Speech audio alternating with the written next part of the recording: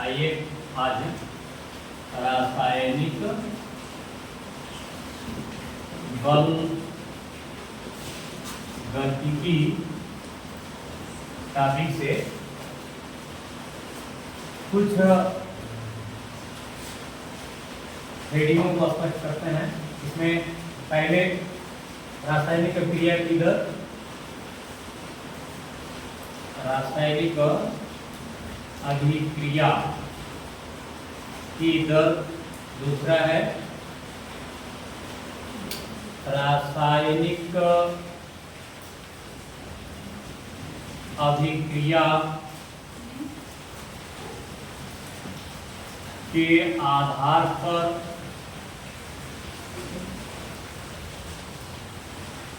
सक्रिय द्रव्यमान का संबंध, तीसरा है द्रव्य अनुपाती क्रिया का नियम, चौथा वेग स्थिरांक, पांचवा वेग स्थिरांक के मात्रक, छठवां अभिक्रिया की आणविकता एवं उसके प्रकार, सातवां अभिक्रिया की कोटि, अभिक्रिया की कोटि, और इसका जो सबसे मेन टॉपिक है आठवां, वह है अर्ध आयु एवं वेग स्थिरांक में संबंध। इसी टॉपिकों में पूरा चैप्टर जुड़ा हुआ है। रासायनिक अभिक्रिया की दर परिभाषा के साथ अगर देखें तो सांद्रता परिवर्तन को उसके साथ ऐड किया गया है। तो मान लो अभिक्रिया की दर को समय के साथ अगर जोड़ेंगे तो एकांक समय में सांद्रता में हुए परिवर्तन को अभिक्रिया की दर कहते हैं। सिंपल सी परिभाषा है कि एकांक समय में, चाहे वह एकांक समय सेकंड में हो, चाहे एकांक समय मिनट में हो, या वह घंटे में भी हो सकती है, अभिक्रिया जिस तरह की होगी, क्योंकि इस पाठ में ये भी हमको जानना था कि अभिक्रिया का दर के आधार पर या क्रियाशीलता के आधार पर क्रिया कितने प्रकार की होती है। तो मान लो एक अभिक्रिया बड़ी तेजी से संपन्न होती है तो उस अभिक्रिया को क्या कहते हैं? तीव्र अभिक्रिया। और एक अभिक्रिया बड़ी धीरे से कंप्लीट होती है, यानी इसके बारे में हम थोड़ा सा जान सकते हैं कि हाँ इतने समय में पूरी हुई है, उसे कहते हैं मंद अभिक्रिया। और एक अभिक्रिया ऐसी होती है जो बहुत ही ज्यादा समय में पूरी होती है, उसे अति मंद अभिक्रिया कहते हैं, जिसे हम लोग नॉर्मली प्रयोगशाला में अल्प समय में नहीं देख सकते। जैसे दही का जमना अगर हम देख लें तो दूध से दही यानी लैक्टोज से लैक्टिक एसिड में होने वाला रूपांतरण है ना, तो इसको हम बहुत मंद अभिक्रिया कहते हैं। तो ऐसे क्रिया को हम यहाँ नहीं शामिल कर रहे हैं। अभिक्रिया यहाँ जो सेकंडों में जो पूरी होती है या जो अभिक्रिया मिनटों में पूरी होती है, ऐसी अभिक्रियाओं को ध्यान में रखते हुए अभिक्रिया की दर को अगर जो परिभाषित करें तो यहाँ कह सकते हैं कि एकांक समय अर्थात मिनट में या एकांक समय अर्थात सेकंड में पूरी होने वाली अभिक्रिया को या उसके सांद्रता परिवर्तन को अभिक्रिया की दर कहते हैं। सिंपल सा परिभाषा होगा कि एकांक समय में अभिकारक या उत्पाद की सांद्रता में होने वाले परिवर्तन को अभिक्रिया की दर या अभिक्रिया का वेग कहते हैं, वेलोसिटी ऑफ रिएक्शन और रेट ऑफ रिएक्शन। क्लियर हो गया? जैसे हम उसी को पहले लेकर के करें तो अभी रासायनिक अभिक्रिया की दर यानी अभिक्रिया की दर, अभिक्रिया की दर, तो इसका परिभाषा बनेगा एकांक समय में सांद्रता परिवर्तन, इसे अभिक्रिया की दर कह सकते हैं। और इसे ए से अगर हम उत्पाद में ले जाएं तो इसकी अभिक्रिया की दर के लिए रेट ऑफ रिएक्शन हम बनाते हैं, रेट ऑफ रिएक्शन, जिसको शॉर्ट फॉर्म में आर भी कर सकते हैं, is equal to concentration A upon P.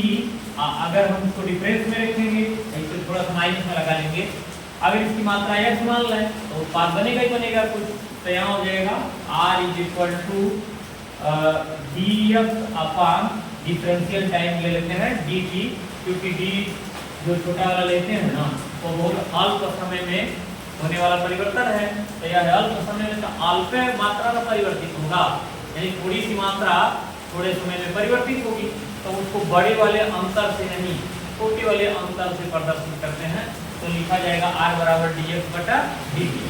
अब ये उसका फार्मूला हो गया, सूत्र हो गया।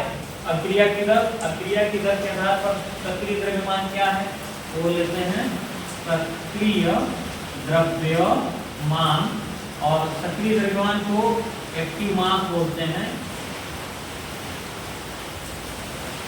और इसके परिभाषा होता है सम विलयन या गैस के लिए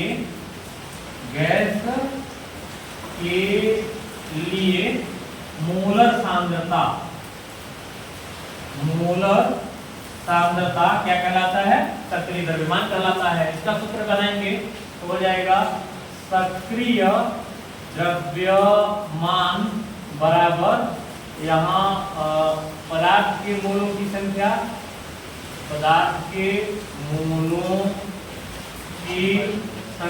बटे पदार्थ का या पदार्थ के विलयन का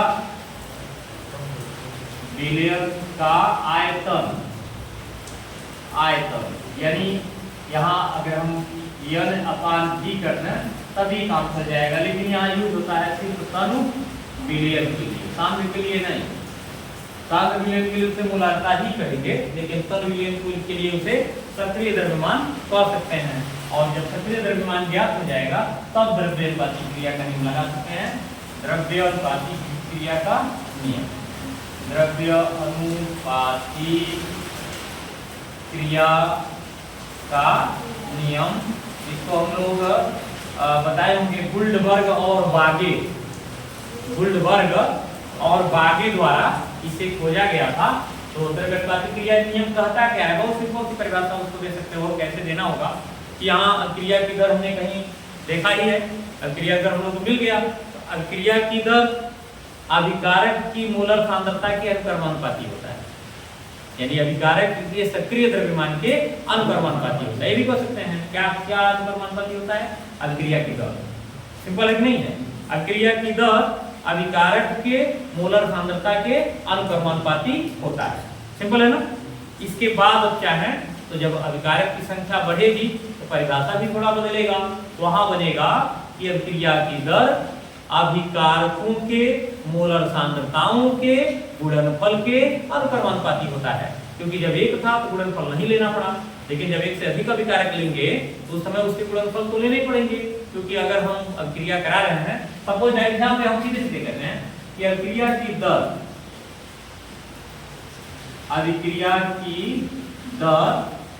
अभिकारक के सक्रिय द्रव्यमान या मोलर सांद्रता के अनुक्रमानुपाती होता है। ये छोटा परिभाषा है, ये सिर्फ इसके लिए है कि ए से उत्पाद बन गया, या इसके लिए होगा dx upon dt proportional concentration A, ये हो गया सिंपल के लिए। अब यहां हटाएंगे तो dx upon dt equal to K concentration A प्राप्त होगा नहीं होगा ना।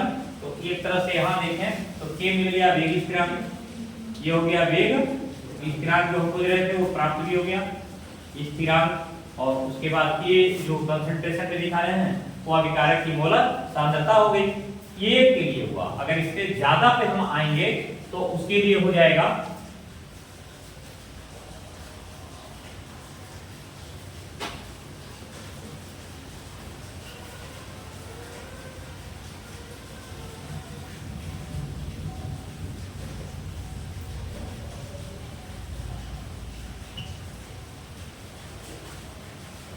सपोज करते हैं ए की क्रिया बी से कराते हैं, तो क्रिया में भी उत्पाद ही बनेगा, चाहे सी बने डी बने कुछ भी बनेगा तो उत्पाद ही ना।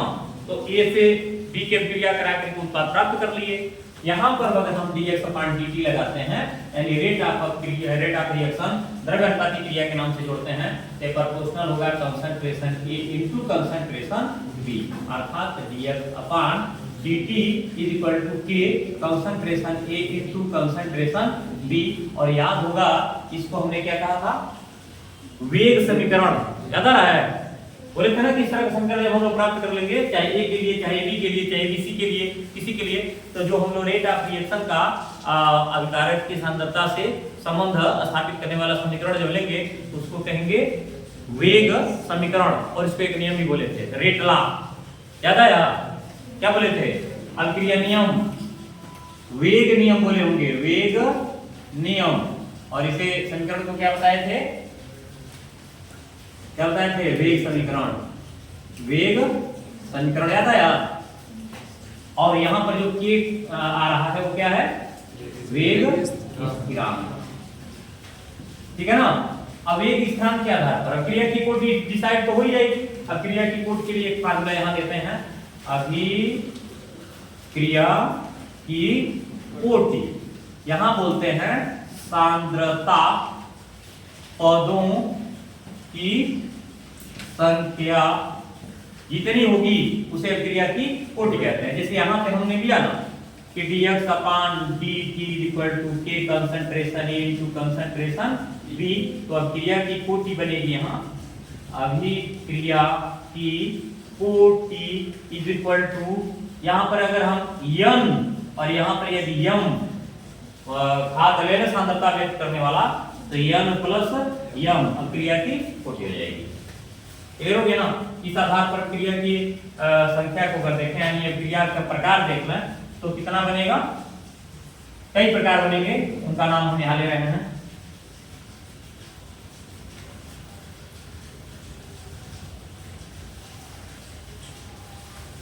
कोटि के आधार पर क्रिया 4 प्रकार की होती है। कोटि के आधार पर अभिक्रिया, इसमें पहला हो गया शून्य कोटि की अभिक्रिया, शून्य कोटि की अभिक्रिया, प्रथम कोटि की अभिक्रिया, तीसरा द्वितीय कोटि की अभिक्रिया,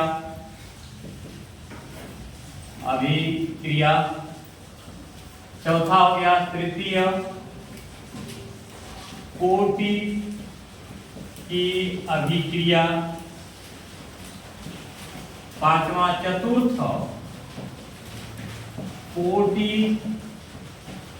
की अभिक्रिया,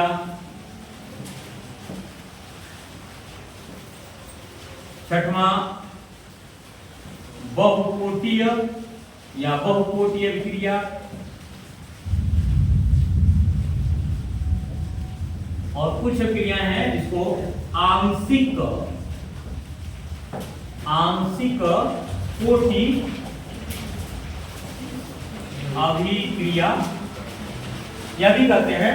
तो 7 प्रकार की क्रियाएं, 7-8 प्रकार की क्रियाओं की कोटि के आधार पर ये क्रियाएं तो इतना आज हम लोग देखते हैं, और इसके बाद इसका पूरा बचा हुआ जो शेष भाग है उसे अगले वीडियो में प्रस्तुत करेंगे।